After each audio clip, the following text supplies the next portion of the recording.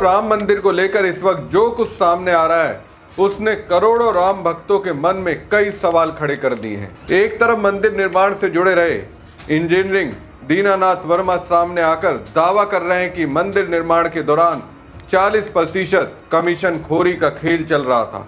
दूसरी तरफ एसआईटी उन चांदी के हार, चरण पादुका और 60 किलो चांदी की शिलाओं का रिकॉर्ड तलाश रही है जो भगवान राम को भेंट किए गए थे। और तीसरी तरफ जांच एजेंसियों को पता चल रहा है कि मंदिर परिसर के सीसीटीवी का बैकअप सिर्फ 45 दिन तक ही सुरक्षित रहता है। तो जाहिर सी बात है, फुटेज में कुछ तो खेल हुआ होगा। अब सवाल यह नहीं कि आरोप कौन लगा रहा है और बचाव कौन कर रहा है, सवाल यह है कि आखिर राम भक्तों के चढ़ावे का पूरा हिसाब कहाँ है। जिन लोगों ने भगवान के चरणों में सोना, चांदी और कीमती वस्तुएं अर्पित की, उसका रिकॉर्ड कहाँ है। और अगर सब कुछ पारदर्शी था तो फिर इतने सारे सवाल एक साथ क्यों खड़े हो रहे हैं। नमस्कार दोस्तों, मैं हूं परवीन सानी।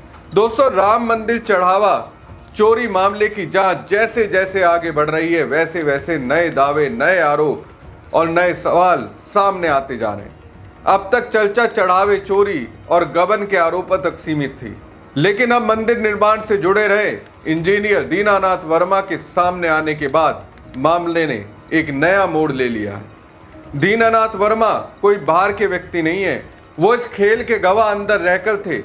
विरोध किया तो फिर बाहर का रास्ता दिखा दिया गया। दीनानाथ वर्मा का दावा है कि राम मंदिर निर्माण का फैसला आने के बाद खुद चंपर राय ने उन्हें दिल्ली से बुलाया था। बाद में उन्हें मंदिर के मॉडल निर्माण से जुड़े काम के लिए कोलकाता भेजा गया। यानी वो उन लोगों में शामिल थे जो शुरुआती दौर से मंदिर परियोजना के साथ जुड़े हुए थे।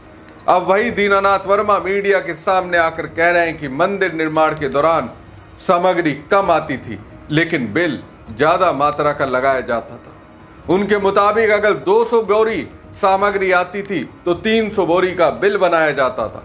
जब उन्होंने इस अंतर को लेकर सवाल उठाया तो उन्हें बताया गया कि ऐसा इसलिए होता है क्योंकि ट्रस्टी डॉक्टर अनिल कुमार मिश्रा को कमीशन देना पड़ता है। कमीशन पता है कितना? 40%। सोचिए किस तरीके की बंदरबाट हुई होगी। दीनानाथ वर्मा का दावा है कि ये कोई एक दो बार की बात नहीं थी, बल्कि लगातार चलने वाला खेल था। उन्होंने ये भी आरोप लगाया कि मंदिर परिसर में एल्युमिनियम का काम डॉक्टर अनिल मिश्रा के परिचित रवि गुप्ता को दिलाया गया था। जब उन्होंने देखा कि यहाँ भी बिल बढ़ाकर लगाए जा रहे हैं तो उन्होंने इसका विरोध किया। उनका कहना है कि रवि गुप्ता ने भी उनसे कहा था कि ऊपर तक कमीशन देना पड़ता है। सबसे गंभीर बात यह है कि दीनानाथ वर्मा का दावा है कि उनके फोन में इस तरह की बातचीत रिकॉर्ड हो गई थी। उनका कहना है कि उन्होंने इस बारे में ट्रस्ट के महासचिव चंपर राय को भी बताया था। दीनानाथ वर्मा के अनुसार चंपर राय ने बात सुनी, चिंता भी जताई, लेकिन इसके बाद कोई ठोस कार्रवाई नहीं हुई और वही सब चलता रहा। सोचिए अगर चंपर राय एक्टिव होते तो फिर ये सब होता ही नहीं, लेकिन वो खामोश रहे। पता नहीं क्यों उन्होंने चुप्पी साधी। दीनानाथ वर्मा का आरोप यहीं खत्म नहीं होता। उनका कहना है कि जब उन्होंने लगातार सवाल उठाने शुरू किए तो उन्हें निर्माण कार्य से हटाकर दान राशि की गिनती के काम में लगा दिया गया। वहां उनकी जिम्मेदारी दान पात्रों से निकलने वाली नकदी की गिनती, बैंक में जमा कराना और रसीद लेना था। दीनानाथ वर्मा का दावा है कि यहां भी कई चीजें उन्हें संदिग्ध लगी। उनका कहना है कि उनकी सख्ती और निगरानी व्यवस्था कुछ लोगों को पसंद नहीं आ रही थी। धीरे धीरे उन पर दबाव बढ़ने लगा और आखिरकार हालात ऐसे बन गए कि उन्हें अयोध्या छोड़नी पड़ी। अब सवाल यह है कि अगर मंदिर निर्माण से जुड़े रहे एक व्यक्ति इतने गंभीर आरोप लगा रहा है तो उनकी बातों की निष्पक्ष जांच होगी या नहीं, और अगर होगी तो उसके नतीजे क्या निकलेंगे। इस बीच एसआईटी के सामने एक और बड़ा सवाल खड़ा हो गया है जो सीधे राम भक्तों के चढ़ावे से जुड़ा हुआ है। अयोध्या के रोकड़िया हनुमान मंदिर के महंत आचार्य विनोद मिश्रा ने दावा किया है कि जौनपुर के रहने वाले अनिल विश्वकर्मा और उनका परिवार रामलला को करीब 3 किलो का चांदी का हार और लगभग 1 किलो वजन की चरण पादुका भेंट करने के लिए अयोध्या आए थे। परिवार ने पहले आश्रम में पूजन करा और फिर रामलला के दर्शन के लिए मंदिर पहुंचे। महंत के अनुसार मंदिर पहुंचने के बाद उन लोगों को वीवीआईपी रास्ते से गर्भगृह तक ले जाया गया।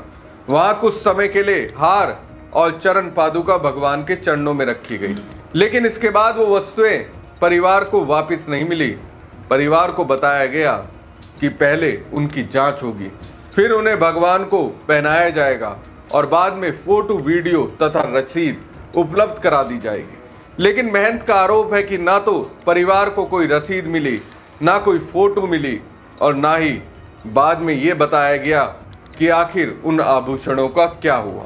जब बार बार पूछताछ की गई तो बताया गया कि हार और चरण पादुका को गलाकर चांदी की ईंट बना दी गई है। अब सोचिए, जिसने अपनी श्रद्धा से भगवान को चांदी का हार चढ़ाया हो, वो अगर सालों बाद भी ये न जान पाए कि उसका चढ़ावा आखिर गया कहां, तो सवाल तो उठेंगे। यही नहीं, एसआईटी के सामने 60 किलो चांदी की शिलाओं का मामला भी बड़ी पहेली बन गया है। ज्वेलर्स एसोसिएशन का दावा है कि देश भर के ज्वेलर्स के सहयोग से 60 किलो चांदी की शिलाएं तैयार कर राम मंदिर को भेंट की गई थी। उनके पास ट्रस्ट की शिलाएं सौंपने की रसीद भी मौजूद है, लेकिन जांच के दौरान अब तक ये स्पष्ट नहीं हो पाया कि वो शिलाएं कहाँ हैं और उनकी वर्तमान स्थिति क्या है। यानी एक तरफ चांदी का हार और चरण पादुका सवालों में है, दूसरी तरफ 60 किलो चांदी की शिलाओं का रिकॉर्ड तलाशा जा रहा है। ये सब ऐसे समय में हो रहा है जब एसआईटी पहले से ही चढ़ावा चोरी के आरोपों की जांच कर रही है। अब आते हैं उस पहलू पर जिसने जांच को और मुश्किल बना दिया है। एसआईटी को पता चला है कि मंदिर परिसर के सीसीटीवी कैमरों का बैकअप सिर्फ 45 दिन तक ही सुरक्षित रखा जाता था। यानी अगर किसी घटना की जांच कई महीनों या सालों बाद करनी हो तो फुटेज उपलब्ध ही नहीं होगी। इतना ही नहीं, जांच के दौरान फुटेज में छेड़छाड़ के संकेत मिलने की भी बात सामने आई है। अब एसआईटी ये पता लगाने की कोशिश कर रही है कि कहीं रिकॉर्ड के साथ कोई हेर फेर तो नहीं की गई।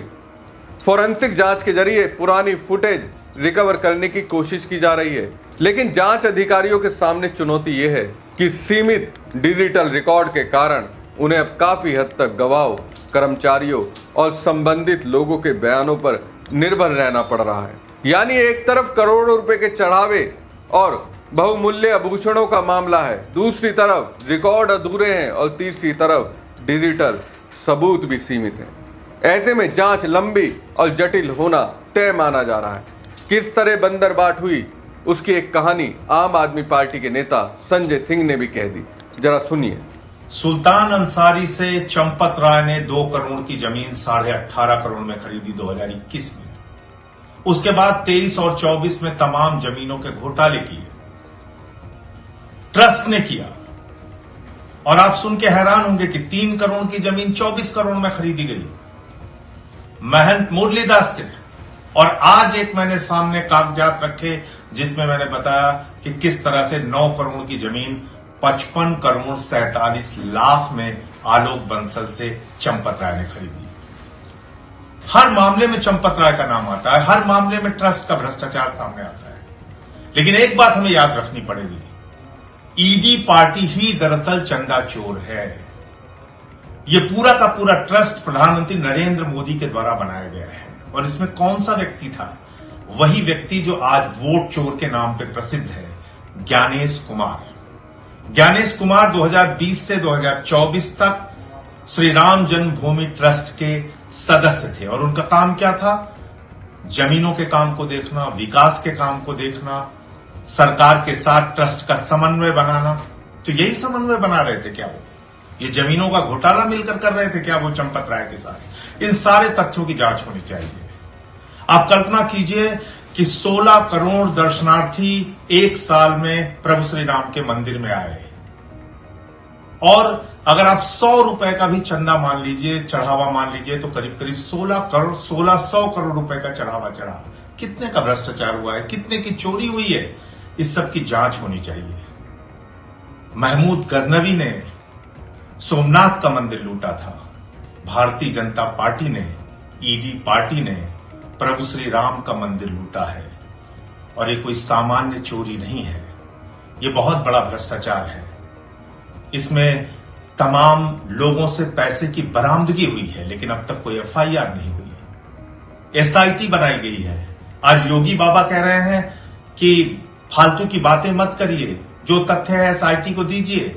तो मैं तो एसआईटी से समय मांग रहा हूं और एसआईटी से मिलकर ये सारे तथ्य और कागजात रखूंगा, देखता हूं क्या कार्रवाई होती है। एसआईटी मतलब है झुनझुना। ये सारे चोरों को बचाने का काम ईडी पार्टी के मुखिया नरेंद्र मोदी, जिनके नेतृत्व में ट्रस्ट बना है, वो लोग कर रहे हैं। संजय सिंह का दावा है कि 2 करोड़ की जमीन 18.5 करोड़ में खरीदी गई, 3 करोड़ की जमीन 24 करोड़ में खरीदी गई, 9 करोड़ की जमीन 55 करोड़ में खरीदी गई। और यही वजह है कि विपक्ष अब सीधे ट्रस्ट और उनके शीर्ष पदाधिकारियों की भूमिका पर सवाल उठा रहा है। वहीं दूसरी तरफ मुख्यमंत्री योगी आदित्यनाथ कह चुके हैं कि एसआईटी जांच कर रही है और जो भी दोषी होगा उसे बख्शा नहीं जाएगा। लेकिन करोड़ों राम भक्तों के मन में आज भी वही सवाल है, आखिर मंदिर निर्माण से जुड़े व्यक्तियों पर कमीशन खोरी के आरोप क्यों लग रहे हैं? चांदी का हार, चरण पादुका और 60 किलो चांदी की शिलाओं का पूरा रिकॉर्ड कहां है? सीसीटीवी बैकअप इतना सीमित क्यों था? और अगर कोई गड़बड़ी नहीं हुई तो फिर इन सवालों के स्पष्ट जवाब अब तक सामने क्यों नहीं आए? इन सवालों का जवाब आरोप लगाने वाले भी चाहते हैं, विपक्ष भी चाहता है और सबसे ज्यादा वो भक्त चाहते हैं जिन्होंने राम मंदिर को सिर्फ एक निर्माण परियोजना नहीं बल्कि अपनी आस्था का प्रतीक माना है। हमारी खबर आपको कैसी लगी कमेंट बॉक्स में कमेंट करके जरूर बताएं। साथ ही पेज को ज़्यादा से ज़्यादा लाइक और खबर को ज़्यादा से ज़्यादा शेयर कीजिएगा और अगर चैनल को सब्सक्राइब नहीं करा तो सब्सक्राइब जरूर कीजिएगा। धन्यवाद।